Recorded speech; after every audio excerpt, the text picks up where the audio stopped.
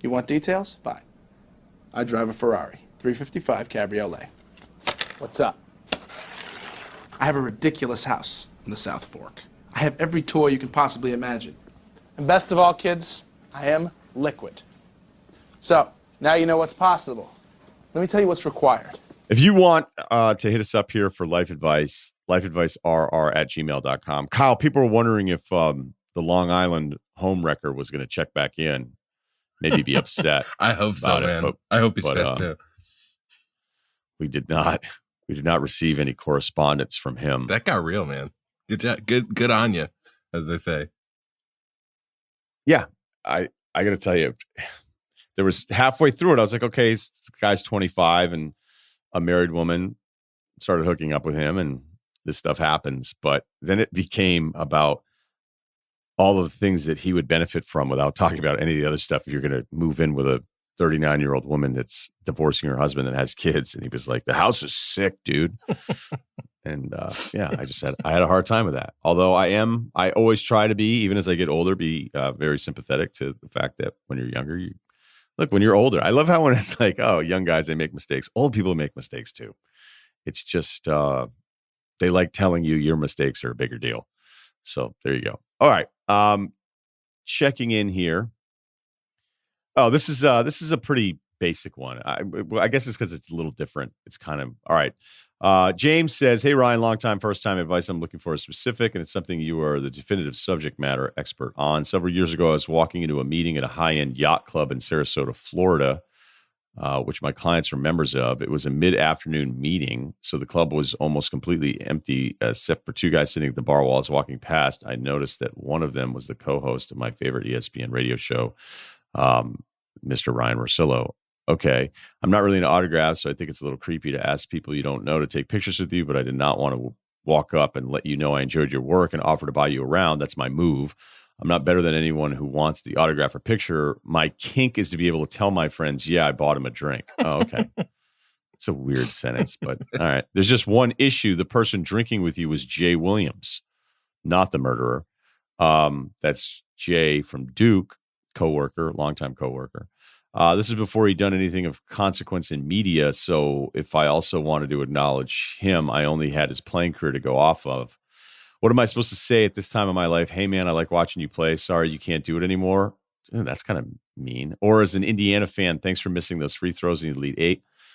I actually picked Indiana to make it to the Final Four that year when Duke lost to them. So I'll never forget that game either, James. Obviously, I couldn't have said any of those things to you, but I'm invested enough in sports to recognize the co-host of a radio show. It would have been disingenuous to have acted like I didn't recognize the former National College Player of the Year and the second overall pick in the draft. What was my move? How should I have handled that situation to satisfy my need to have the interaction with you, but also not act like a jerk to Jay Will? Well, normal people, man, could have come up and said hello to both. Trust me, on that arrangement, when I'm sitting with the athlete, I don't get upset when 99 out of 100 times the person wants to talk to the athlete and not me. So I don't think Jay Will would have cared. I think this was a wedding years ago. And by the way, he had been working at ESPN at the time of this. So it's not like he and I spend a ton of time at yacht clubs throughout the country or the Southeast. So I think you should not overthink this so much. It's a big overthink. Yeah, this is not that complicated. You come up and you say hello. And if you offer to buy around, I think most guys would probably say no, that are doing all right. It's usually kind of the move to say no. I'll say it yes. Also depends on yeah, Kyle would say yes. I say yes every time. Right. It's only been like 6 times. So yeah. So it's been 6 beers. Right. If you see Kyle out, make sure he gets his 7th. All right. So there you go. So yeah, I just, there's not a lot to that. Just in the future, if it is that scenario, you can say hi to both people and then you can focus the conversation on the person you want to. And very few people, look, there's some complete egomaniacs out there, but very few people are going to be that turned off by it. I have never been upset all right, I'll give you one because that's never is a lie. We had Denis Leary in studio. Oh, so good. And he was promoting something. And it was early SVP days. So I don't even call those SVP and Russillo, even though it was. So we started that radio show in 09. We found out I was getting this co-host gig in May of 09. Because my friends were like, man, you moved to Hartford on purpose. I was like, yeah. And then like things really started taking off. And I was like, Hartford's good luck. I don't know what to tell you, man. So July 09 is when we started. So very soon after that, because we had this, it wasn't really even a studio. We had one of the side closets there.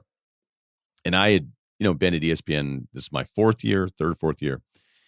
And Denis Leary came out to promo something, and he walks right in. He's like, hey, look at this guy. Oh, you know what? Because he was on Mike and Mike, and Denis Leary started doing this thing where he's making fun of Van Pelt for being bald. He's like, his name should be Scott Bald Pelt or Scott Van Bald. And everybody's like, oh, so he's just killing Van Pelt, and he's just doing this routine. But then he has to come by and do the Van Pelt show with us. And he's kind of like, oh, and then they're going back and forth like famous people that both know the other guy's famous, but they're actually not friends whatsoever. If anybody listening ever becomes famous, you'll understand it where it's you pretend like you're long lost friends, but what you're really doing is like, hey, we're the only people in here that are actually, and again, I don't really even include myself in that group, certainly not with somebody like Scott or Denis Leary. And especially not in 2009. So I don't want anyone to take this as arrogance. It's just the reality of like, I like asking celebrities sometimes to be like, oh, that's my buddy. I'm like, are you actually friends though? Or did you see each other at like one award show and exchange numbers and you never, ever have hung out ever? And be like, yeah, it's more like that. Okay, cool. So Leary and him kind of go back and forth. And then Leary, I'm invisible. Denis Leary is not even acknowledging me. He's nothing, zero. And I'm like, oh, hey, and I've got my sick button down on. I get up and shake his hands like, I live in Boston. And he's like, yeah, whatever. I think Leary always had makeup on, even when he wasn't on TV, which was weird. It was really weird. I saw him at a Bruins game. I'm like, I think he has eyeliner and some highlights going on. I don't know what the hell's going on. So Van Pelt was asking about getting a gig on the Fire TV show, Rescue Me. That's right.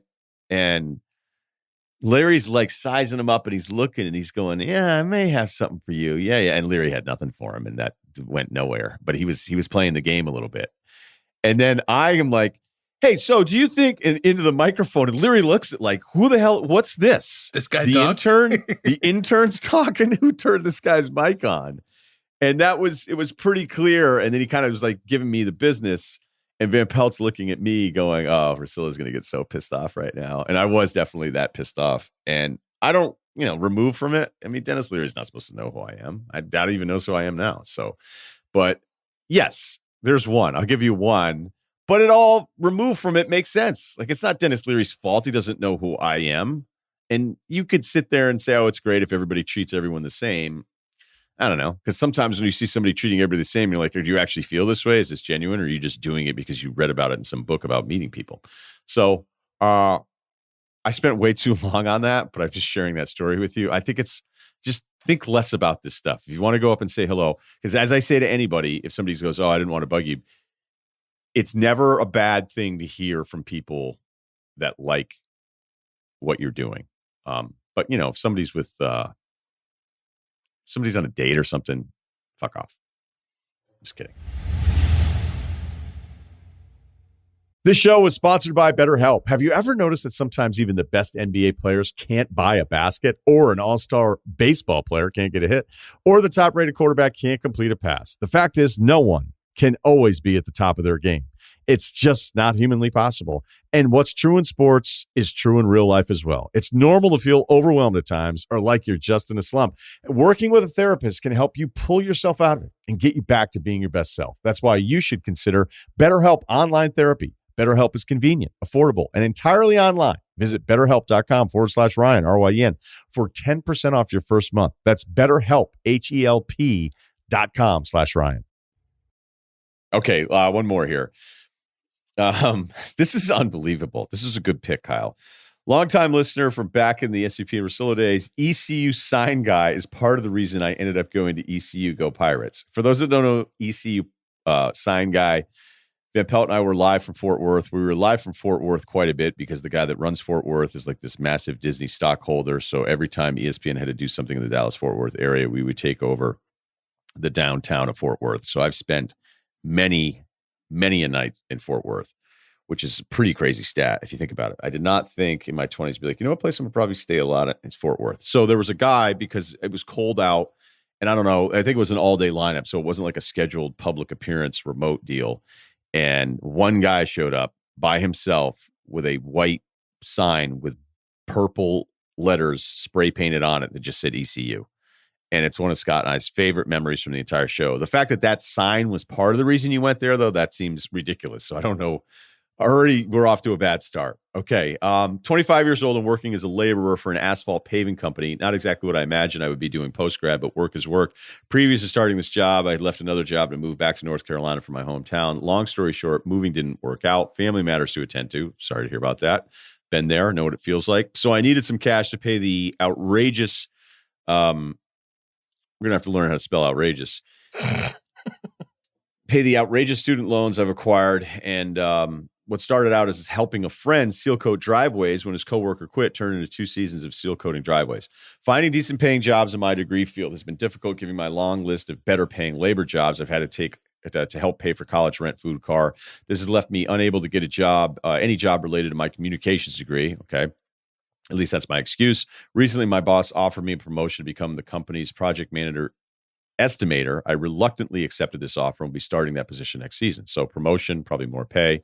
While this is the best opportunity and best paying opportunity I've ever received post-grad, I'm starting to grow feelings of failure and coming up short in life. Okay. The amount of bills I have at such a young age seems to be the main roadblock for me taking a chance of pursuing a career tailored to my passions. My question is, knowing how your mid-20s went, at what point did you say enough is enough and took the leap off the edge to go chase your dream career? What did you have to take into consideration before doing it? Or is it gut check and pray it works out? Simply an insane work ethic and the willingness to struggle for years. A lot of people I've asked simply say, just do it, man, without taking into consideration what it takes to provide for oneself. Am I deep down afraid of the struggle or thinking about having to pay bills preventing me from having to take a chance? Okay. Look, very similar. So I think I've answered some of this kind of stuff before, but I guess we'll just do it here a little bit again. You're going to have to, I remember one of the times, like, I didn't like advice that I got, but it was the right advice. And I was working in media a little bit, but the first few years I was in the media, I didn't want to do it. I wanted to work for a front office. I mean, that's really what I wanted to do, way more than be on the air. And I would say, looking back on it, I still would have rather worked for front office than be on the air.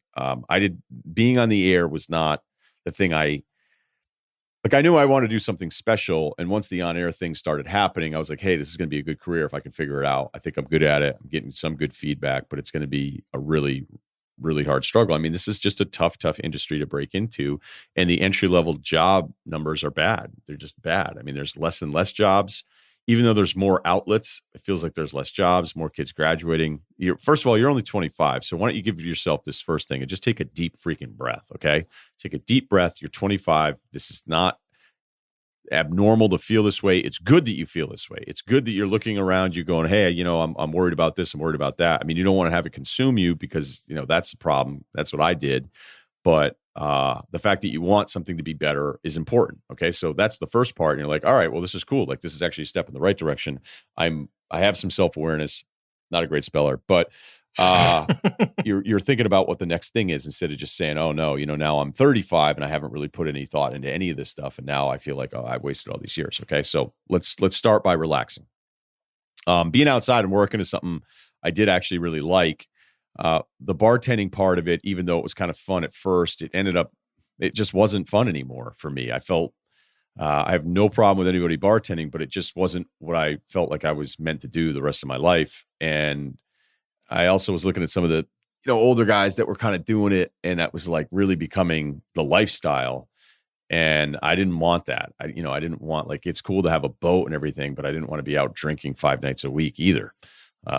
Somehow, some way, I don't know where the math comes into this, but day boat guy seems to go out a lot at night.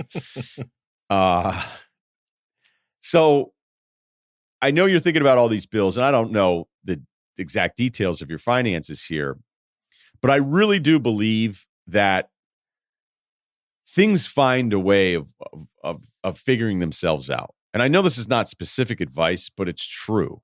So you already know you're going to be miserable if you pave driveways for the next 10 years. Like you're already feeling this way now.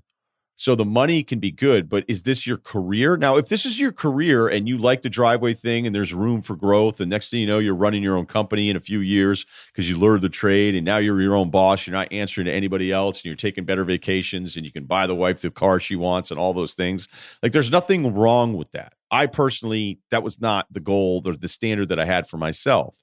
But there's absolutely nothing wrong with doing those things. But you're already hinting at like forward regret where you're going to start to feel bad for never taking the chance. So it sounds like other than the student loans, which, yes, I know they suck. I think you could probably look into deferring some of this stuff. I did that. You could also not pay it and have your credit get screwed up, which you definitely shouldn't do because it's going to last there for a really long time. Because you're eventually going to have to pay all this stuff off. I love all these credit companies that talk about fixing your credit score. And it's like, yeah, if you pay your fucking bills, that's the game.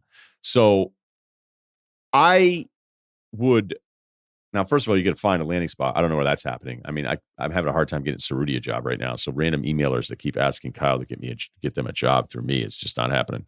So I love just this is advice that's starting to suck, but I love kind of getting past that first mental hurdle of coming up with all these reasons you shouldn't do it and just saying, fuck it, man. Like, look, it's not going to be the end of the world. Maybe I'm going to get behind my bills here a little bit. I mean, I didn't care about any of that stuff. When you ask, like, what things did I put in consideration? I put zero into consideration. I didn't think about any of it. I was like, whatever, packing up, leaving. What? Yeah, moving to Jersey. I mean, the joke is, as I'm writing my book, I had my landlord saw me unpacking like the day before New Year's Eve. And he goes, hey, what the hell? Like, you're moving? I go, oh, yeah, my bad. He's like, you're not going to tell me? I go, oh, totally slipped my mind. Totally came together last minute. Like, I got to move. I can't pay next month's rent. He goes, hey, that's not the way it works. He's like, what are you doing? I'm like, oh, I'm moving to Jersey at AA Red Sox. And he was a huge Red Sox fan, the landlord. He was like, no way. That's awesome. Are you serious? No way. And he was so happy. He's like, don't even worry about the rent. I was like, yeah, trust me. I wasn't. This apartment was going to be empty in an hour. I was going to be gone. So it's not the best advice. It's not the smartest way to go about it, but there is some benefit to being completely single-minded if this is what you absolutely need to do. And I'm not sure. You're going to be real honest with yourself at some point. It's the degree, it's your interest, but do you really want it that bad? Because back to the thing I'd said minutes ago before I kept rambling was, I talked to somebody about the front office thing again, and he looked at me and was like, hey, it doesn't really seem like you want it as much as you think you do. And I was like, what? He's like, well, have you gone to this camp? Have you gone and networked here? Do you go to Portsmouth? Do you make sure you show up to this? Are you constantly, bugging these guys, staying after it? How come you're not going to more summer leagues? I was like, well, I'm doing a lot of the media stuff. And he's like, how hard these front office jobs are to get? They're even harder to get, and you don't even play. So for you to get a job in the front office and you don't know anyone and you didn't play and you have no relationships in the basketball world, and you think you're just going to do some hits on Comcast breaking down the Celtics, and all of a sudden somebody's going to offer you a fucking front office job? Why don't you drug test yourself now, tonight? And then I was kind of like, well, so as driven as I was on the media thing, the guy was right. And it stung. It really stung because it was like, it's clear that you're making some of the inroads with media. You're starting to make a little bit of money again. Even at that point, I wasn't. But the guy was basically saying to me, hey, you think you want it. You think that's what you want more than the media, but you're not really doing the things that you did to get where you're at in the media side of it. So in conclusion, do you actually want this? Because I think a lot of you guys send in emails, oh, I want to do this. I want to work in sports. I want to work in that, all these different things. You wanting to and actually saying, I don't care about anything except the thing I want. And that's where I think the single-minded focus is actually a benefit, as opposed to some people thinking that you're just too wrapped up in your own deal. All right, there you go. Life advice. That one, I think back-to-back, not great. Probably the worst. Not great, Bob. Kyle? I was fine with that. I mean, that guy sounds like me at 22. You're too nice. You're too nice to me. It took me 2 years to figure it out. I don't know. I doubt you're afraid of me. I'm nicer to Bill. I'm not as nice to you as I am to Bill. So, I mean, it's not like I'm completely pandering. No, I don't think you're pandering unless it's just kick-ass content. And would you listen to this show if you didn't know me? If I knew of you but didn't know you, yes. I don't even know what that answer means. Yeah. All right. Okay. Well, everybody have a great weekend. Bill and I will be doing one more, depending. I guess it could be two more because we don't know what the off-season schedule is going to be here anyway. And then around the draft, which I need to pick it up on myself. But yeah, that's the plan. Please subscribe, rate, and review Ryen Russillo podcast, part of the Ringer Podcast Network.